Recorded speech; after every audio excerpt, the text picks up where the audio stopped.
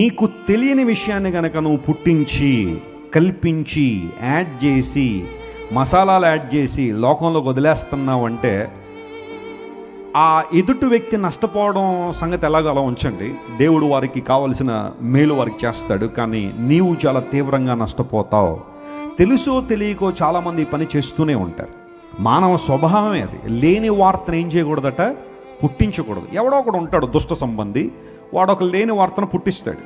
కొంతమంది దాన్ని భుజాల మీద ఎత్తేసుకుని ఇంక లోకమంతా చాటి చెప్పేయడమే మా గమ్యం, ఇదే మా జీవిత లక్ష్యం అన్నట్టుగా ఆ లేని వార్తలను చెప్పండి ఇతరులకు ఏం చేస్తూ ఉంటారు, స్ప్రెడ్ చేస్తూ ఉంటారు. మళ్ళీ ఎంత స్మార్ట్గా ఉంటారంటే ఏమోనండి ఇది మనకు జరిగిందో లేదో తెలియదు కానీ ఇలా అయిందటండి అన్నట్టుగా కొంతమంది లేని వార్తలన్నీ కూడా చెబుతున్నారు. జాగ్రత్త సుమ.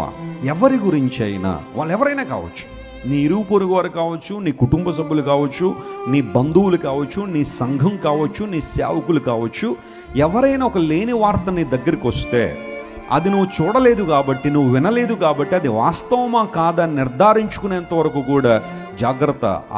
ఆ వార్తను స్ప్రెడ్ చేయడానికి వీల్లేదు.